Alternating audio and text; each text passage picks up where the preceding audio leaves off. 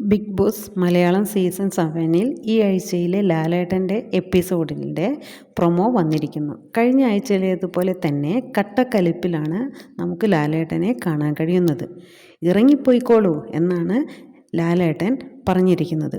ഭൂരിപക്ഷം പേരും കേൾക്കാൻ ആഗ്രഹിച്ച വാക്കുകളാണിത്. കാരണം അത്തരം പ്രവൃത്തികളാണ് ഈ ആഴ്ച ഇവരിൽ നിന്നും ഉണ്ടായിരിക്കുന്നത്. ആദ്യമായി ലാലേട്ടൻ ചോദിക്കുന്നത്, ആരെയാണ് വീട്ടിൽ കയറ്റാൻ കൊള്ളാത്തത്?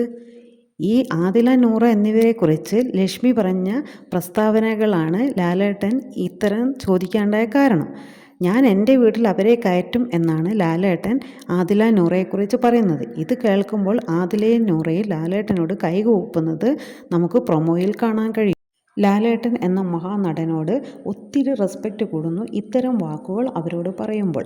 സമൂഹത്തിൽ എത്രയോ സ്ട്രഗിൾ അനുഭവിച്ച് ജീവിച്ച് മുന്നോട്ട് പോകുന്നവരാണ് ആ കുട്ടികൾ. അവരുടെ ജീവിതത്തിൽ മുന്നോട്ടുള്ള പാതയിൽ സ്വർണ്ണലിപികളാൽ എഴുതപ്പെട്ട വാക്കുകളായിരിക്കും ലാലേട്ടൻ്റെ ഈ വാക്കുകൾ. നന്ദി ലാലേട്ട.